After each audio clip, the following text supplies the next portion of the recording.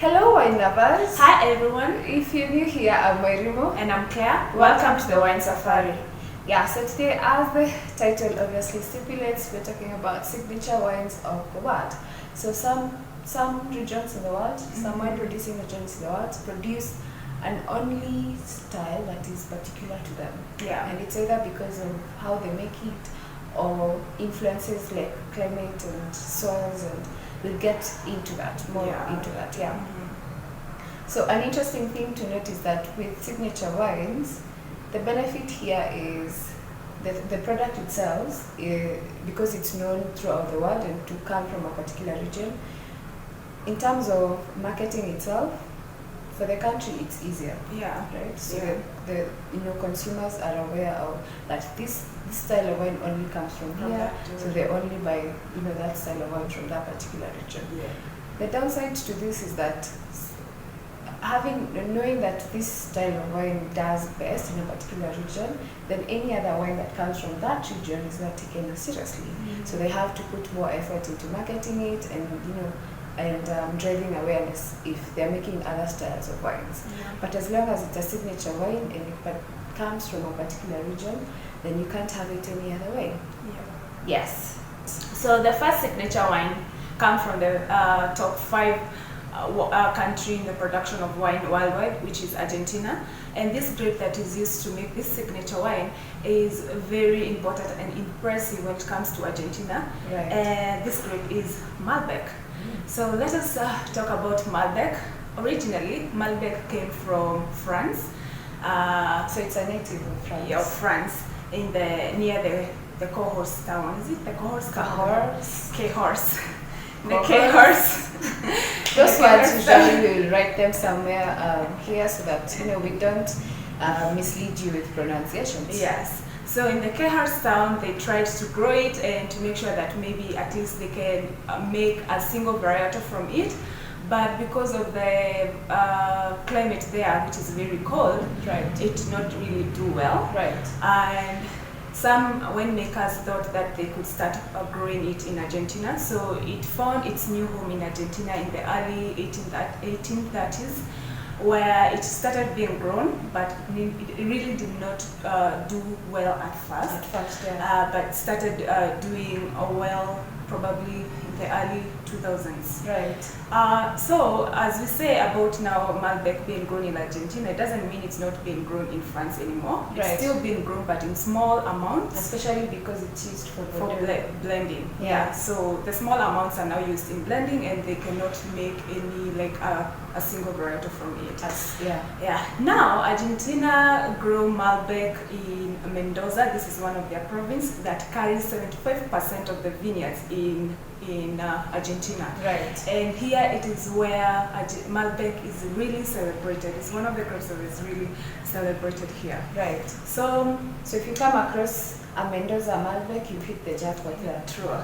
So first of all, how did Malbec rise into fame? Right. It did not rise into fame due to sommeliers or the professionals there. So it was not a people influence. It was done by the regular wine drinkers, just by word of mouth. Oh, okay. And until today, you cannot find most of the Malbecs. You find them in people's homes and not in restaurants. Right. So that is how people have come fallen in love with this Malbec. Yeah. And first of all, why people love Malbec? It's because it's easy drinking. Right. But again, it's rich flavors of it's rich flavors and textures, full of fruits, and it's deep color. And that's why most of the time in the blending, it's used because of its deep, rich color. Yeah. Again, Malbec, it's very good when it comes to pairing of meats. Or pairing it with meats, especially like steaks. Yes. Again, Argentina is also known for its beef. Right. And I guess that's another coincidence. So for them, it's a culture of Malbec and beef. Right. Because their beef is also lean and very profound in taste. Right. So when you pair it with Malbec, then that's a match made in heaven. Ooh. So the second signature wine, which is one of the most interesting classic styles of wine in the world, is port. Port is it's a Portuguese fortified wine And by fortified here, meaning that a secret something is added into the wine to make it fortified. So it comes from the northern region of Portugal, which is a place called Douro Valley. Now, production is interesting because right after they harvest, they crush the grapes and then they start fermenting. When that mast is at about 6 to 8%, they add a neutral grape spirit, which in Portugal is called aguardente, but you can just think of it like as a brandy, which is really high in alcohol percentage, like at about 77%. So that spirit is added into the fermenting mast, which ultimately like stops the fermentation from going on, because it kills the high alcohol, kills the yeast. So and as a result, it results into a high. This also raises the high alcohol content of the mast itself, so to about 19%. So the ending resulting wine there is high in sugar and also high in alcohol. So that is how fortification comes into play. Then after the wine is fortified, it is aged for about 2 years, and then after that, the winemakers can either decide to call it a vintage or not, depending on what kind of year that port was made, like whether the harvest was good, the grapes, so that influences their decision, and it is usually a decision that is made by up to, like at a mark of 50%. So if like most people are saying it should be declared a vintage, then that is when a pot is declared a vintage. And if it is, they tend to be the most expensive, because now everybody knows that this vintage was the best in a while, and that usually happens 3 to 4 times out of 10. Like out of 10 years, that usually happens 3 to 4. Yeah. So there are a few styles of pot, but the ones that you should be looking out for is ruby pot or red pot, tawny pot, and vintage pot. Ruby pot is the youngest. Tawny comes in between, and it is categorized either because they can age for up to 40 years. So you can find a tawny pot that is 10 years, 20 years, 30 years, or 40 years. So that is a really old style of sweet wine, and it leans towards tasting flavors of like chocolates, and it has a more nutty. It's more nutty compared to the red pots. So you can expect like this brown amber color because it's so old. It has aged in wood, right? So that influences the color as the wine ages. Then we have vintage pots, which are the most expensive styles of pot.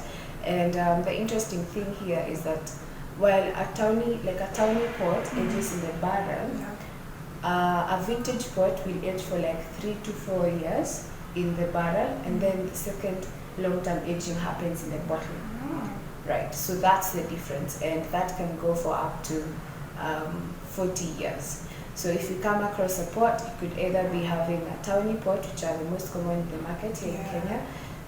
Vintage pot is a bit tricky because they really are expensive, and they are rare, and they are more sought after by wine enthusiasts and wine connoisseurs. Yes, so that's a bit about pot. Yeah. So the next signature wine is from Spain, España, and this is one of the wines that I think it's underrated and unappreciated, and people really don't know much about it, which is sherry. And a sherry is grown in where it's grown, the vineyards are spread in a way that they form like a triangular shape from Jerez de Frontera to Puerto de Santa Maria to Sanlúcar. So those are three Spanish. Those are the 3 towns that form that triangular where sherry, 100% sherry comes from there, not from any other region in Spain, and also in the world. There's no other place that sherry comes from, apart from few countries that are trying. Okay, now how is a sherry made? Okay, first of all, before we even go to how sherry is made, it's made with 3 grapes, which is, the first one is muscatel, which most of the time it can also make wine by itself, a dessert wine. Right. This is a very rare grape, but in sherry it's used to blend. Right. To bring the sweetness in the sherry. Right. And then Palomino, which is originally known as Palomino Fino. Right. This one, it's used in making 95% of all styles of sherries.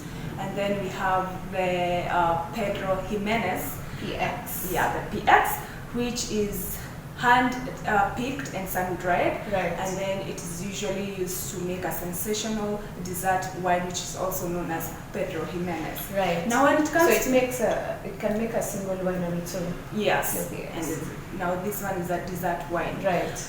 So when it comes to sherry, it's not like a single entity when it comes to sherry. There are different styles of sherry, which they can be made from bone dry to sweet dry, right. And the styles are about 7 of them. Right. When we start with the most dry, which are very crispy and tangy, right. Most of them are Fino, and then goes to the nutty right. roasted flavors, which are Quina Olorosos, and then we go to the creams. So when it comes to sherry, one thing is that this is a very fascinating beverage because of how it's aged, right. And fermented and aged. The process. Because it's aged in very progressively and also in very old barrels that right. are known as Solera.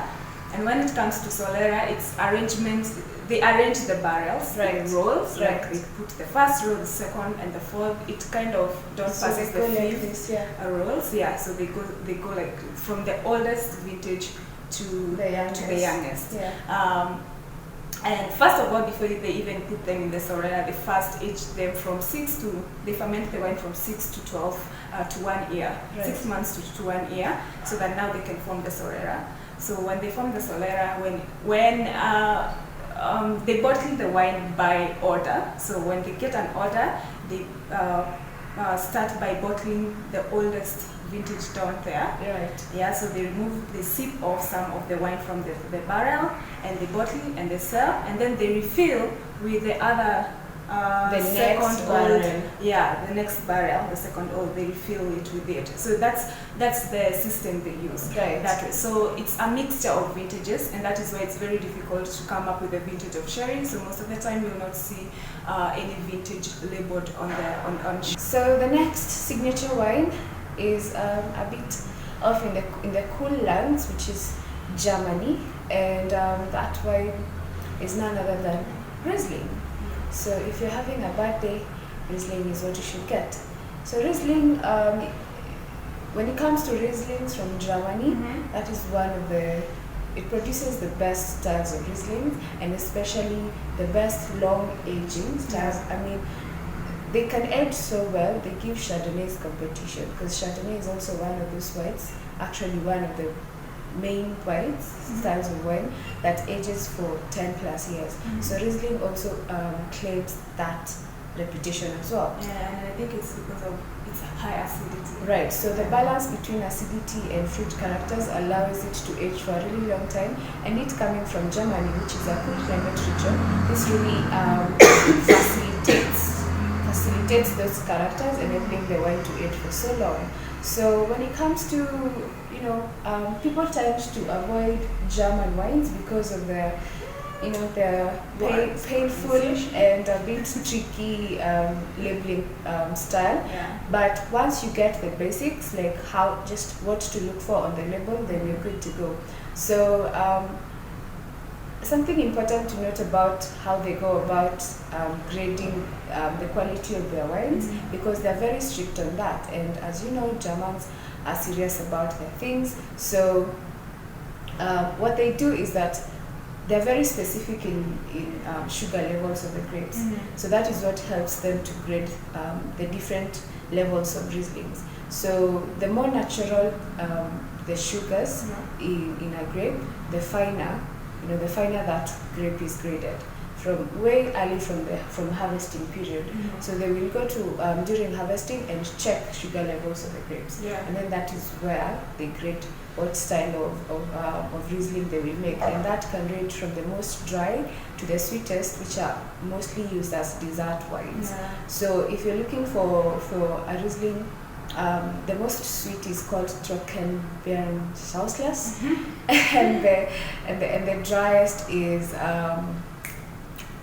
something Talfwein. So that is how tough these words are. Yes, so we'll definitely put them up on the screen, but there are levels of sweetness. So if you want to go for dry, there's that, and then there's the most sweet. They span to about 7 or 8 levels of sweetness. And something else to now about labels, you will find the vintage on the label, you will find the site area, you will find the quality, you will find the vineyard, you will also find the grape, the grape that was used, because some can be a blend of different grapes. So it can either be a solo Riesling, or it can be Riesling, Müller-Thurgau, and other grapes. So if it's single grape variety, then they will write Riesling there, and then the name of the producer. So there are about like 5-6 distinctions on the label, and that will help you specifically identify where that Riesling was grown. The most prominent regions in the growing of Rieslings are Moselle. That is one of the most, it's recognized in producing the best Rieslings in the world. So we have Moselle, Rheingau, and Pfalz. Yes, so if you're looking for an aperitif, these styles that we just mentioned, starting with port, we also have sherry, we have Rieslings, can be good aperitifs either before a meal or after a meal. And usually in small quantities because of the high sugar levels. Yes. So we have come to the end of the video today. We hope you had a good time watching and learning about signature wines. And of course, when you come across them, you should definitely give them a try, because it's like tasting what a region is about, like a wholesome way of tasting wine from a certain region. So then you understand what a particular region can offer.